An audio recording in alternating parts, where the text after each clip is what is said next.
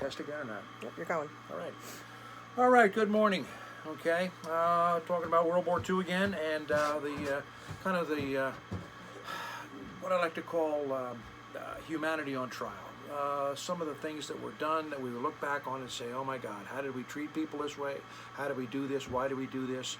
And I'm not going to be judgmental on this. I'm leaving it up to you. This would have been a great class to have live. Okay, it's a class that engenders debate. Okay, were we right in dropping the atomic bomb? Did FDR know about the attack before on Pearl Harbor before it happened? Okay, did we treat the Nisei, the Japanese Americans, the correct way? Okay, and what about, okay, the Holocaust itself? Okay, all right, so the first of those four questions is in the handout packet I sent to you this week in the mail.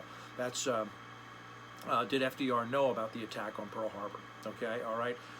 To save time, I'm simply going to have you read that, okay? And you can make your own judgment whether he knew about it or not. The only thing I'll say to you is this. As students of history, and you guys are history majors here, and writing history and things like that, we have to have smoke and gun evidence, okay? It's fun reading conspiracy theories. I love myself, okay? I love reading historical novels, okay? But unless we have the hardcore evidence, we can't assume, okay, that these conspiracy theories are true, okay? So that's all I'll say about that first one. So I'm not going to cover that. That's in your notes. Now, the second, third, and fourth ones that you got in your notes, okay, I am going to discuss with you today on this video.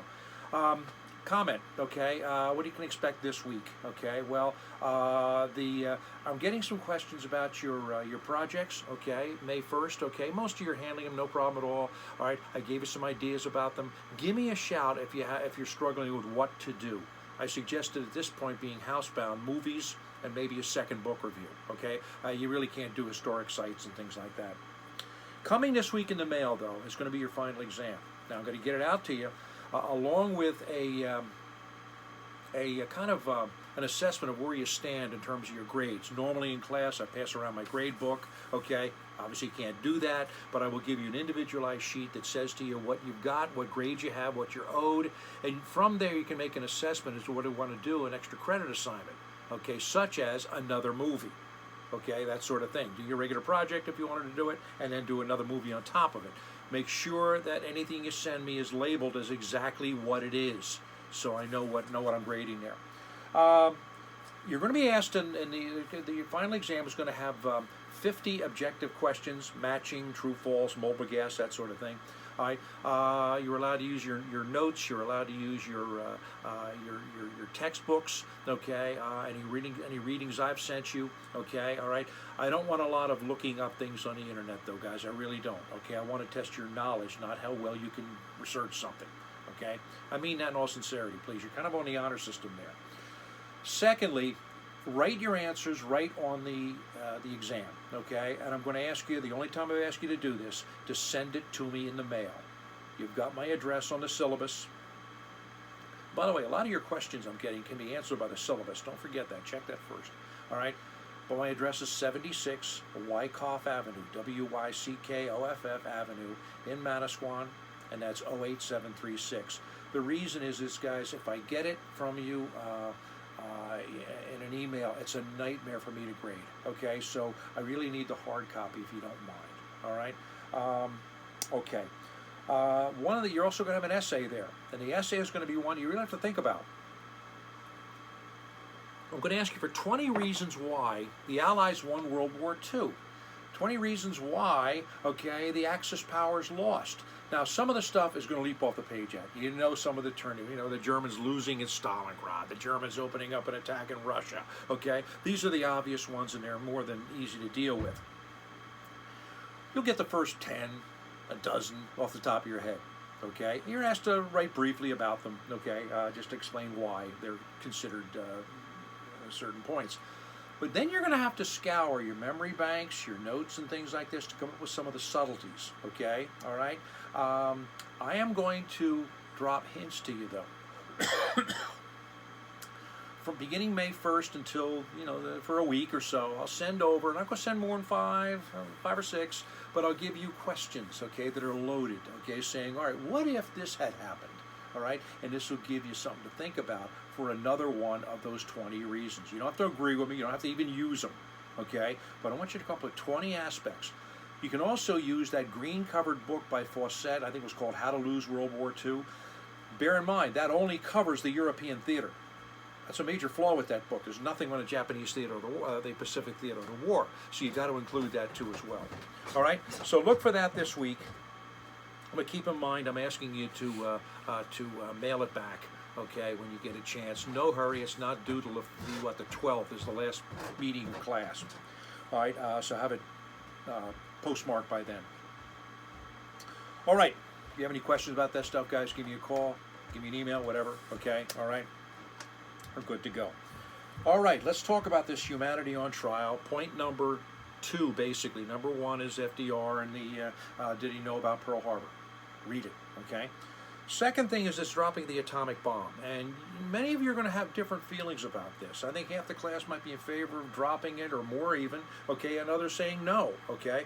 I'll say this to you guys, and this is influential, okay? If you ask any veteran of World War II,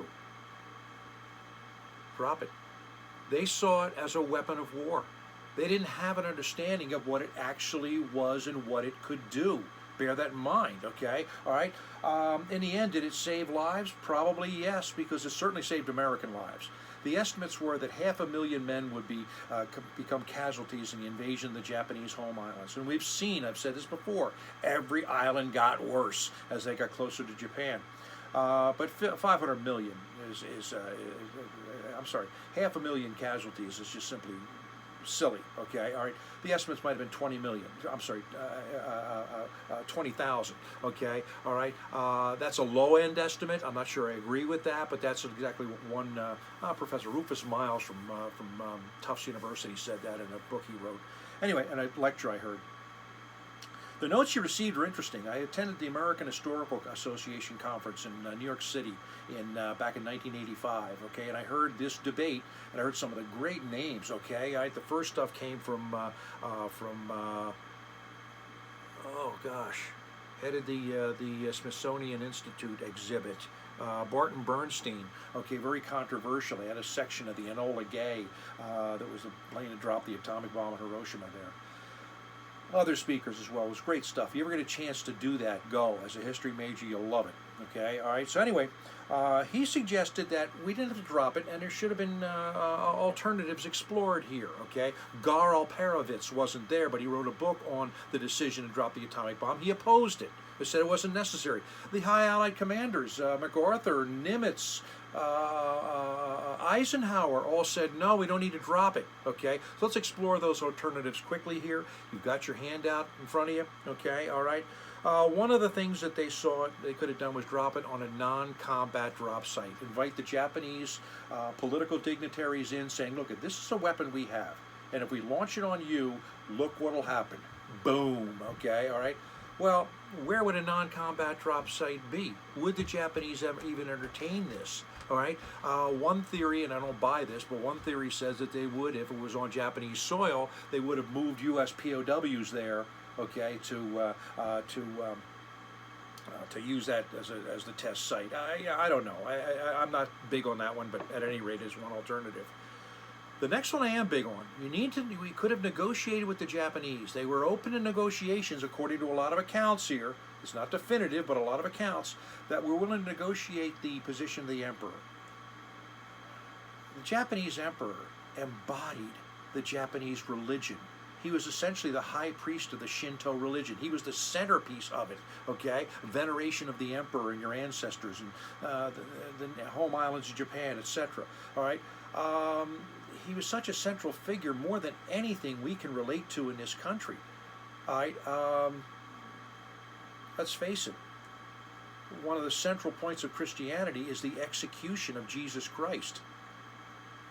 This would have been the execution of the emperor as a war criminal, potentially. So they don't want to see that. They want to negotiate that position. That's the problem with unconditional surrender. We talked about it in the last class. All right, so if they'd open up negotiations, maybe that could have worked. All right, the man to head those negotiations would have been MacArthur, in my mind. He understood this position, the Japanese emperor, and when later on the occupation of Japan, he worked through the emperor, okay, to bring about the revitalization of the Japanese economy and the cooperation of the Japanese people. He worked alongside the emperor. All right, it worked. The third option was to await Russian entry into the war. Well, this is an option at Yalta, okay, an option into May and April and even June of 1945. But by July, we had the atomic bomb, and we do not want the Russians into the war. We've talked about that. That was my theory about the dropping of the second bomb to prevent further Russian inroads into the Far East. We could have intensified the bombing of Japan and maintaining the blockade, notwithstanding the humanitarian aspects, okay, all right, because of the literally hundreds of thousands. We killed more with the fire bombings of Tokyo, Yokohama, things like this. All right, 66 cities lay burned out and in ruins in Japan. We killed more people with those fire bombings than we killed in Hiroshima and Nagasaki combined, okay? We could have kept that up. We could have kept up the sinking by by American submarines of Japanese shipping.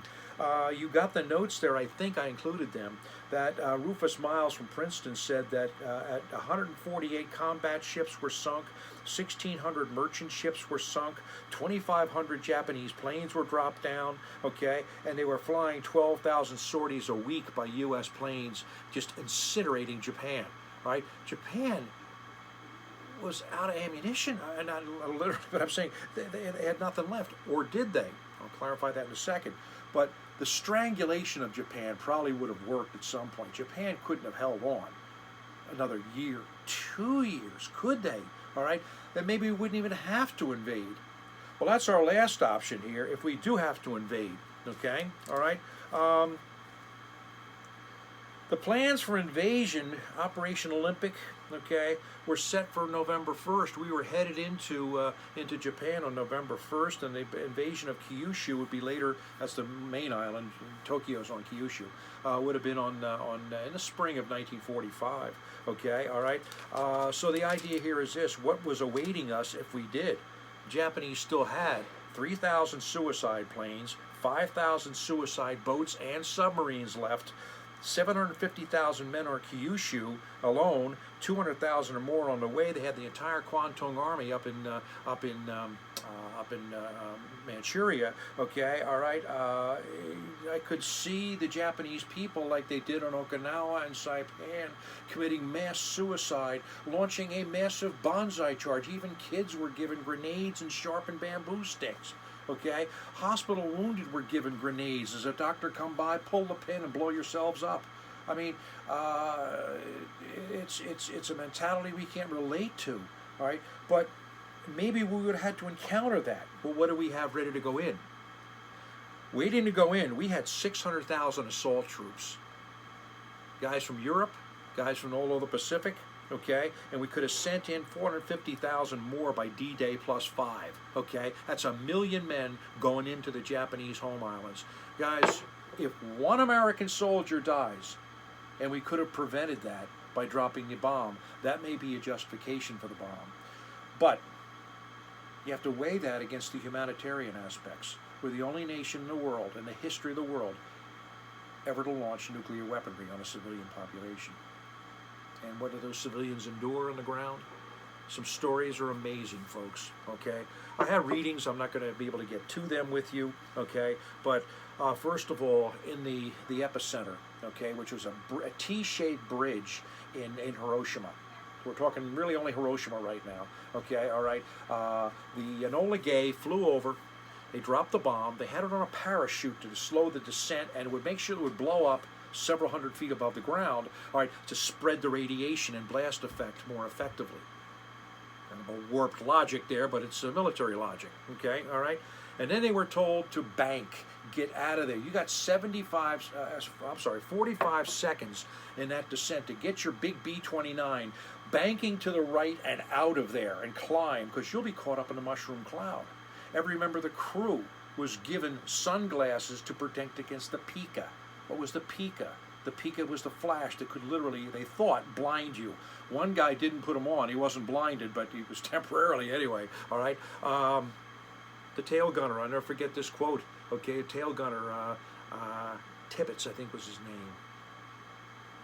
No, I forget his name. Anyway, the tail gunner said, Karan was his name, said he's the last guy to see the bomb, and as the plane's banking out, he's looking down, okay, and says, holy moly, what a mess. We feel like we're space-age warriors like Buck Rogers, okay? Well, what's it like on the ground? 3,000 degrees centigrade, producing 500-mile-per-hour winds when the mushroom cloud dissipates. 500 miles. That's 3 times the strength of a Category 5 hurricane on the ground. Okay, if you were on the ground that day wearing white clothing, the Pika would just bounce off you. Okay, not by the epicenter, I'm saying that, but you know, several hundred, half a mile away, that sort of thing, 100 yards. If you're wearing dark clothing, that absorbs the intense heat of the blast, okay, and you're going to be scarred, burned, incinerated. All right, 20 to 30,000 percent. I'm sorry, 20% to 30% of ground zero was in total rubble. I've got pictures. You can Google them, okay, to show you what it looked like. All right. There are photographic imprints of people walking across a bridge that morning left on the wall of the bridge. I think they're still there in Hiroshima as part of the shrine to memorializing this thing. Okay, all right. By the way, I didn't tell you this one, but when the bomb was tested in New Mexico, there was a girl who was stone blind, and she was up for breakfast that morning, okay, 100 miles away or so, all right, and she saw the Pika, the flash. Okay, and she said to her mother, she's blind, and says to her mother, Mom, what was that? What was that? Okay, all right, that even resonated. So it was that intense a flash. Okay, all right. Read John Hersey's book, Hiroshima. You'll get some stories of what it was like on the ground that day. All right. Now, I do love this story. 9 Korean workers in a Mitsubishi aircraft plant were in Hiroshima that day and survived the blast. Well, they get transferred. Guess where? They get transferred to Nagasaki. They survived that blast incredibly. Tragically, 9 Americans died in the drop on Hiroshima. They were part of a small POW camp, about 24 guys. Some survived when they saw the Pika. They were miles away. When they saw the Pika, they dived into a cistern. Some say it was a cesspool, okay, to escape the blast, okay, but and the winds and everything else like that. But 9 Americans died, okay, in that camp. Another story is of the 60 Hiroshima maidens, girls who were horribly burned. How were they burned? Well, if they're walking in this direction and the blast occurs over here, this side of the face was scarred tissue, okay, all right? This side of the face was intact. The United States Red Cross sent over relief expeditions to help these people and bring them back to the United States for plastic surgery. Okay, it took 129 operations over 10 years to get these girls corrected, but they bore a stigma in Japan as being something that the Japanese saw as a visual reminder of this event. Well, at the end of the day, okay, all right, this is going to help. I suggest it was the biggest factor, but you know, I can understand the argument about the fire bombings and things like that. Others have suggested it was that, okay, that were more instrumental in bringing about the Japanese surrender. But the second bomb gets dropped on August 9th. Less than a week later, the Emperor goes on the air with a radio message I talked about last week, calling for the enduring the unendurable, okay, surrender of Japan. He never used the word surrender, as I mentioned. Well, we dropped the bomb, okay, all right, and we have to kind of bear that cross, okay? Was it the right thing to do? This would have been a great debate in class. God, I wish we could have done it, okay? But anyway, all right, you can think about that. Well, as an extra credit for you, okay? Give me your opinion. Write an editorial. Did we do the right thing? Given the information I've given you now, that's a great extra credit assignment. So if you feel your grades are low a little bit, bang one out, send it to me in an email, okay, all right, and I'll add it in your grades, okay, I really will. All right, a couple of other comments here. If we hadn't dropped the bomb, and this is a Trimble theory, if we hadn't dropped the bomb, since 1945, 9 nations, we're among 9 nations who have nuclear weaponry, nuclear warheads. Knowing the devastation of that, visually seeing it, okay, all right, and evaluating the costs of it, all right, would some other nation, if the bombs had not been dropped, might have used it? maybe the Indian people would have used it against Pakistan or vice versa, not knowing the real impact, real effects of a nuclear bomb. So maybe we prevented other countries, gave them that moment of pause before they launch a nuclear weapon because of what we did to Hiroshima and Nagasaki. Well, all right. Just a footnote here. I don't know where this fits into the lecture, but I have in my notes something I just kind of recently learned. There's still, you know, 500,000 Japanese. So I'm sorry, more than that. Okay, there's still millions of Japanese soldiers. I want to quote this number. It's ridiculous. All right, but numbers of Japanese soldiers stationed on islands that we had bypassed. We actually sent out the American fleet in 1946 and 47 to get them off the islands and bring them back. Okay, the last Japanese survivors, one walked off Guam in 1972. Okay, it was 1973. Two of them walked out of the jungles of Mindanao in the Philippines. So we were kind of did a humanitarian thing as well. Okay, it's kind of interesting thought. All right, Bull Halsey, one of my favorite characters, the Patton of the Pacific. Okay, all right, you read about him in your book. Okay, and the segment I gave you. He said the 4 things that won the war in the Pacific were 1, submarines. Okay, 2, radar. 3, planes from carriers. And 4, bulldozers from the construction battalions, the Seabees that took these islands and converted them to air bases, okay, and things like this. But it just gave you some hints for your essay, okay, all right. So that's the way I'm going to do it. Embed these things in. All right. If you have any questions about these things, write them down for me. I'll be happy to address them. But let's go to the second thing now, the idea about the Holocaust itself. So we're kind of returning to the European theater of the war here. And I think I included the UN definition of a genocide in your handout packet. I think I did. I'm not sure. If I did not, someone email me that and tell me that. The definition of the genocide, I'm going to read it literally. Okay, a genocide consists of any of the following acts committed with intent to destroy, in whole or in part, a national, ethnic, racial, or religious group by A, killing members of the group, B, causing serious bodily harm or mental anguish to members of the group, C, deliberately inflicting upon the group conditions of life calculated to bring about its physical destruction in whole or in part, 4, imposing measures to prevent births in the group, and 5, forcibly transferring children of the group to the custody of another group. Now, this can be used in any paper you write about genocide, okay, and you think about it, American Indians, okay, right now the Rohingya in Burma, okay, all right, excuse me, they were wiped out in the last, the bad guys were wiped out in the last Rambo movie.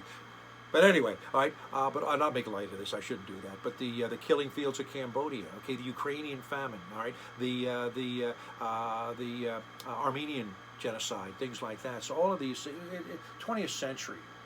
We like to think mankind is getting better. You really got to re-examine that. Okay, it gets worse in the 20th century. That's the century of genocides. Okay, the Rwanda genocide. Read Hotel Rwanda. I'm sorry, see the movie. Okay, not for this class, but just if you're interested in this concept. So if you don't have this, have somebody email me. We didn't get that. I'll put it out with your mailing going out. Probably going out about Wednesday for your last lecture note, which is next week. Your last lecture is next week. Let's go back to Germany now, and you can think about applying that stuff, because a lot of that does apply to Germany. It wasn't written with Germany just in mind, okay, but at any rate, it was done to kind of understand what genocides are all about and things like that. Understanding what causes them, though, is an interesting point before I get into the Hitlerian genocide. All right, Irvin Staub wrote a book about this. I forget the name of the book, but I heard him talk at a conference in Rider, at Rider University back in the early 90s. And he talked about common causal factors. I know I did include this in your handout. All right, they occur when there's a time of strife, dislocation, okay, hardship, okay. All right, in other words, a war, an economic depression. People get desperate and look for somebody to blame. Okay, all right. A concentration of political power, Nazi Party. Okay. Red Guards, okay, whatever you might have, okay, Bolshevik Party, whatever it might be, right? They have the concentration of power, and there's nobody around to say no to them. Hey, what you're doing is wrong. Do you think if the Democrats want to launch a genocide in this country, the Republicans might have something to say about it? We have a two-party system, and it works for that reason. as dysfunctional as it looks right now, okay, all right, it does prevent something like this, all right? There's an authoritarian culture, a tradition of following the leader, a tradition of following a particular, you know, might be the leader, might be your local minister, your teacher, okay, your governor, your president, a dictator, whatever it might be. But there's an authoritarian tradition that genocides occur in countries like that, and it's really kind of universal. Scapegoats. You need somebody to blame. You're going to devalue some minority group, blame them for all your troubles, okay, and launch a genocide against them to wipe them out. To ethnically cleanse, there's another genocide, the Bosnian genocide, okay? All right, so guys, those are the factors that Staub identified. I've always agreed with that. I've always taught with that. That's very useful in your classes and things like this, okay? All right, so Germany. I have a different take on the German Holocaust, the German program, okay, leading to the Holocaust. Most people will suggest it begins with the Kristallnacht of 1938, the Night of Broken Glass, a massive pogrom in Germany, breaking up Jewish shops and attacking Jewish synagogues and everything else like that. I think it starts earlier, guys. I think it begins in 1935 with the Nuremberg laws. Now, Hitler had just come into power in 1933. All right, he had published Mein Kampf after that. Okay, all right, and I published my copy before that, excuse me. Okay, I was sitting in prison, and he based that book in part upon his beliefs that were propagated in the Protocols of the Elders of Zion. I don't know if I mentioned this in class or not, but this is one of the great myths, conspiracy theories on internet sources here. It's a fraud, it's a hoax, it's fake. It was written by the Russian Tsarist police in the 1890s under Alexander III. Okay, the Protocols of the Elders of Zion describe a Jewish plot to take over the world by bankers and industrialists. It's crap. Okay, it's not true, right? But those who like this kind of stuff and those who are anti-Semitic, be honest with you, want to seize upon this. Say, see, here's our smoking gun evidence here. Protocols of the Elders of Zion. It's still out there. You can read about it on the internet, okay? All right? But don't believe it. Teach it so people can understand that is part of fake history, okay? All right? But at any rate, I think it begins with the Nuremberg laws. He comes into power and he begins to pass a series of laws that made it so difficult for a Jew to live in Germany. For example, and I got these when I attended the Holocaust Memorial Museum when it first opened up. I was there in 1993. Took a bunch of students down there. It just opened up. Okay, I've been back since. I was there about a year and a half ago. All right, but at any rate, if you're a Jew living in Germany, you got an 8 p.m. curfew.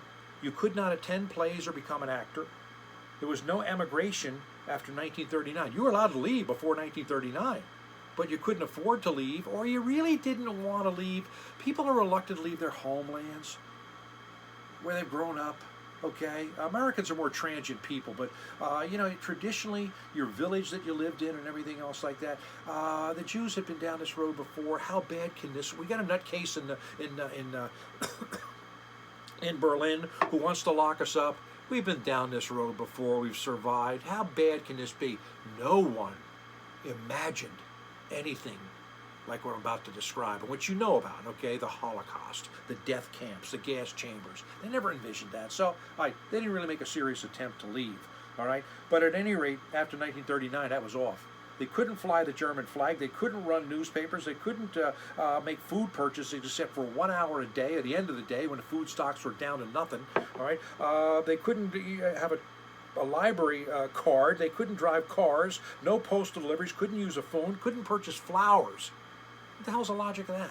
Okay, but they couldn't purchase flowers, okay, all right? They couldn't practice law, become a judge, a municipal worker, own a pharmacy, medical school, confiscation of typewriters and cameras. We're living in times right now we're locked in our houses. I was really ticked off the other day. I drove down to Manasquan Inlet. I get there every day for coffee and read my New York Times. Well, now the cops have blocked it off with cones. You can't even sit there in your car. What's the logic of that? I feel angry at that. If you're a Jew living in Germany in the 1930s, you're angry about all this. These prohibitions, inhibitions that they're imposing on you as part of your quality of life, and you may want to leave. Okay, well, he couldn't leave after 39, but that was Hitler's initial hope. Phase one, as I see it, is the Nuremberg laws. Not many left. So now we got to go to phase two, and this is ghettoization. Basically, starts with Kristallnacht. Put them in relocation camps, not death camps yet. Labor camps, relocation camps, just separate them from the rest of the population. Make them wear the Judenstars to identify them and things like that. All right, so labor camps. It's getting worse. And then finally in 1942 comes what was called the final solution. What's interesting, guys, is this. Not a lot of people realize this. All right, I believe I got this from Lucy Davidowitz's book, The War Against the Jews, when she said that 90% of the Jews who would die in the Holocaust were still alive prior to 1942. Think about this. Erwin Staub's thesis, Germany is losing the war by the end of 1942.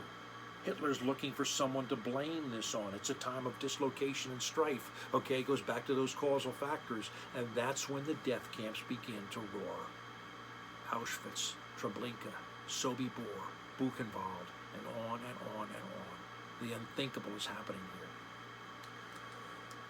I have in your notes there Einsatzgruppen. They're the mobile killing teams. Initially, they would take a hose from the exhaust pipe to crowd the people in a killing van and send the exhaust fumes into the van. Took too long. Okay, so now they're using firing squads, open pits. Okay, all right. Again, if I had something like that, I would read to you, okay, a passage about a father and son who were about to be shot at Babi Yar in Russia as Russian Jews. It's so compelling, such an intriguing story. Well, if I had more time, I'd get more into the story about the voyage of the St. Louis. You may want to look at that.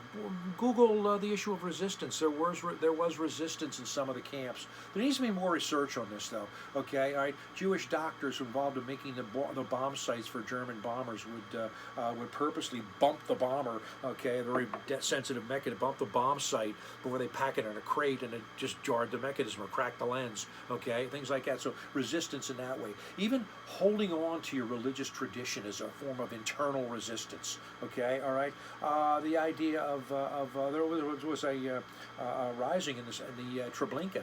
Okay, at Sobibor. Okay, there was they burned one of the crematoriums at Auschwitz in a rebellion. So there were some, but it was not enough, and clearly the SS held all the upper hands. The theory about liberating the death camps, well, we did liberate them. I had a lecture on that I prepared for a talk I gave at OCC.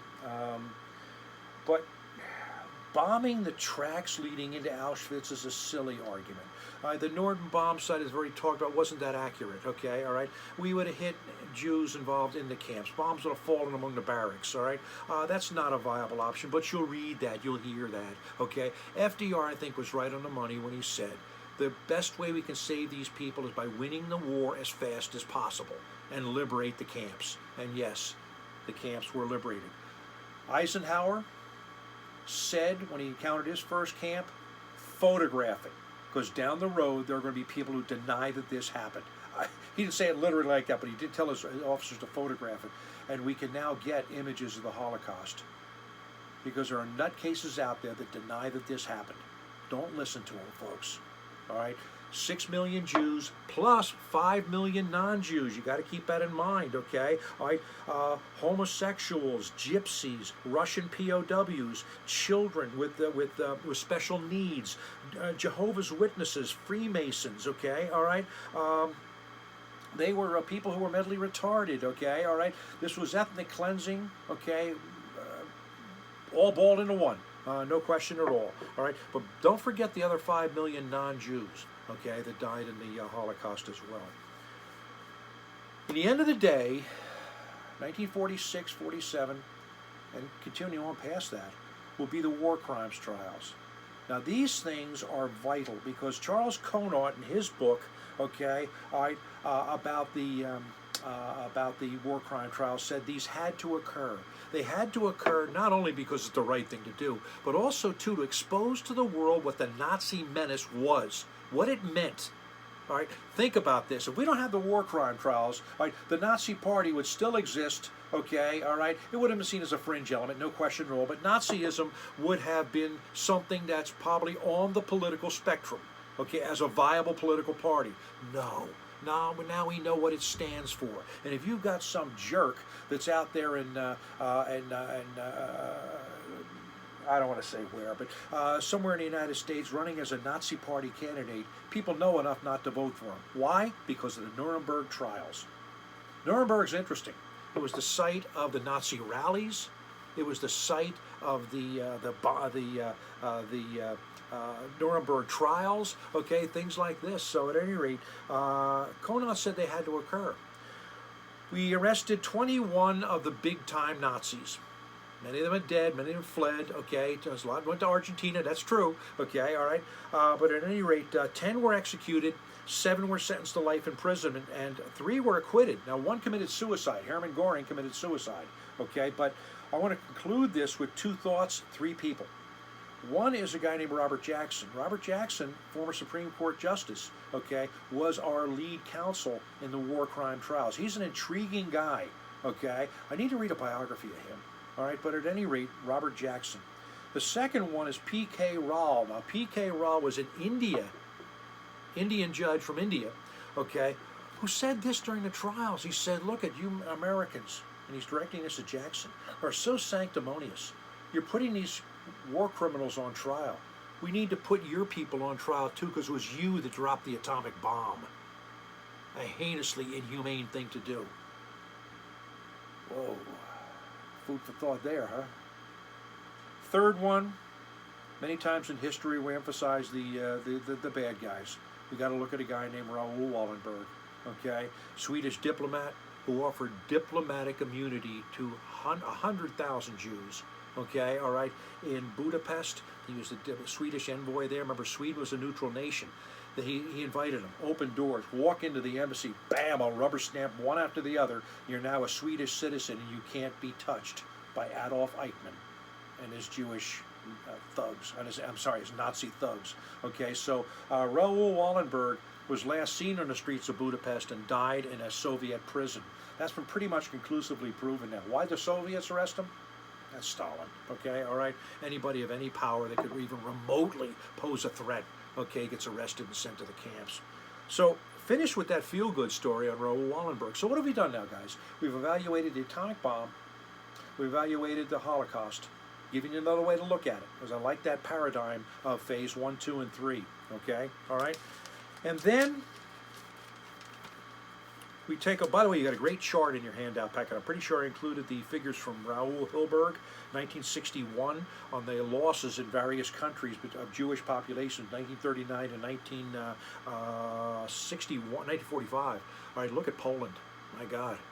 Okay, all right. Well, what's interesting about that chart is those figures have never been disputed. They're still out there in common usage, so you can use that in your own lecture notes and things like that. Now, I want to conclude with something where we have to examine here, and that's what we did to an ethnic population living in the United States. Pearl Harbor's bombed, trauma. The American people are screaming for revenge, but out on the West Coast, they're fearful of a Japanese attack. If they attacked Hawaii, they can now steam across the Pacific and attack the United States itself. Okay, all right? So at any rate, guys, it's a sense of panic on the West Coast. And they believed that the Japanese civilians living in the United States, mainly on the West Coast, called the Nisei, N-I-S-E-I, they're the second generation Japanese. Okay, all right?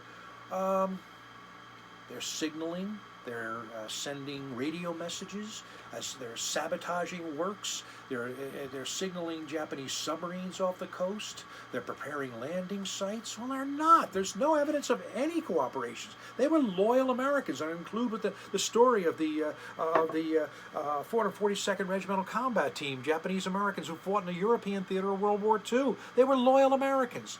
Yet Franklin Delano Roosevelt, who I tremendously admire as a president, issued Executive Order 9066 in early February 1942. They are considered subversives. Round them up and put them in camps. Yes, put them in camps. I don't know if I included the map, but there are 31 camps, 10 of which were described on a map that were located west of the Mississippi for the most part. Okay, that's where they all were, Nevada, etc. Okay, all right. If you want to read about this, it's a decent book. It's not a great book. It's called Farewell to Manzanar. Okay, kind of standard reading for a lot of high school classes. But at any rate, the average length of incarceration was the average age rather was 15 to 16 years of age. So they arrested kids and older folks too. The average length of incarceration was 2 to 3 years. These were American citizens. They knew their rights under the Constitution, and they knew that they shouldn't have been gobbled up and put in prison like this. All right. No evidence of any collaboration existed with the Japanese. Okay. All right. We were just a scared public, and also too, there's a racial element. Japanese attacking Pearl Harbor. This is our sort of vengeance on the Japanese Americans, unfair as it was. They were given sometimes 24 hours to pack all their belongings, and they couldn't do it in 24 hours. So they held fire sales out by the curb. You'd sell your car and hope to get $5 for it. Okay, you sell your stereo, hope to get 3 cents for it. Okay, all right, they lost so much. All right, at any rate, 31 internment camps, 9 major facilities. The largest was in Arizona, housing 17,000 people. There was one in New Jersey here, but it was actually a work site, okay, with Seabrook Farms, okay? All right, one of the things we realized during the course of this is we began to realize how many farmers were lost to the military.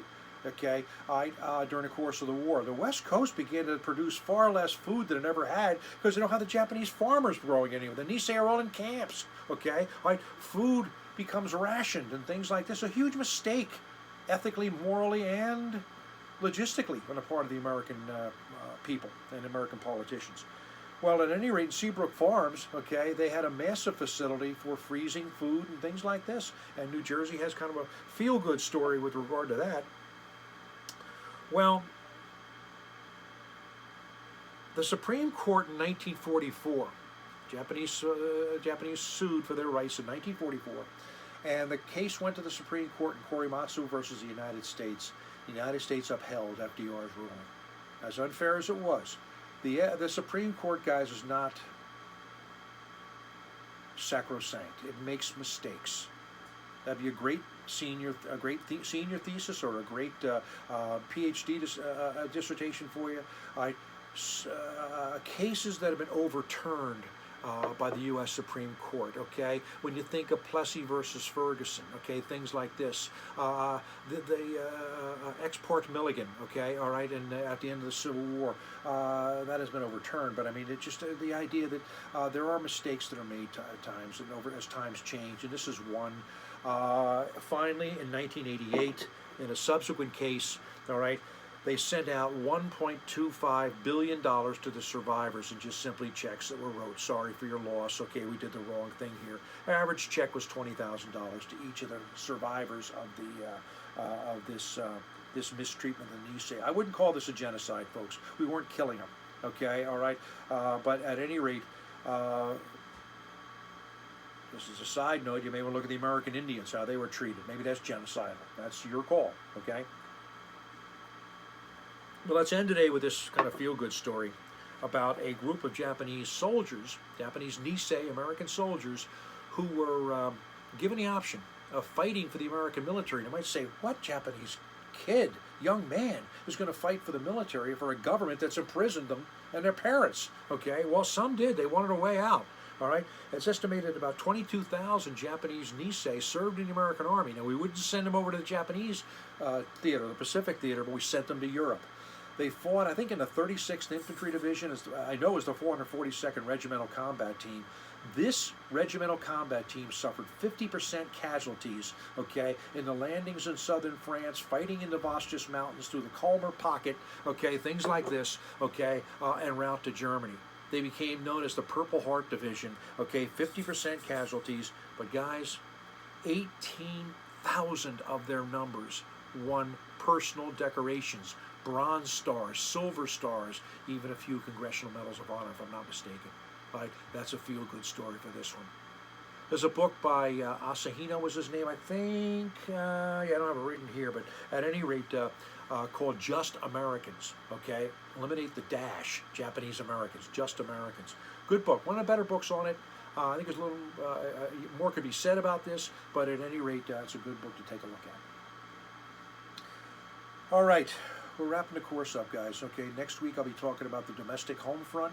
You know, it's occurred to me too, I might be able to throw some things in the treatment of POWs during World War II. I hadn't done much with that in the course, and maybe that's another aspect of humanity on trial. But you could take really any one of these, excluding the Holocaust. Everybody agrees that that's wrong. All right, and let's take a look here at, did FDR know about the attack on Pearl Harbor? Give me an extra credit essay. What do you think about looking at the evidence?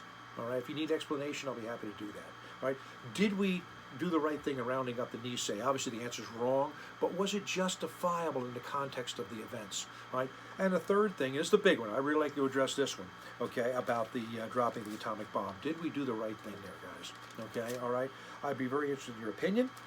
Okay, so look for a handout page, note page, it'll be 2 pages long, back to back. Look for your final exam and your grades, okay, all right, coming out in the next envelope you see from me. That'll probably be my last mailing. The next mailing will come from you in the form of the final exam being sent in to me by hard copy. You should be able to fit it in one envelope with one postage stamp, okay, all right, but I apologize for doing that, but it really, I can't grade them on the internet. It's just, my eyes will roll back in my head. I think that's it. Thanks. Have a great day. Talk to you next week. Okay, bye now.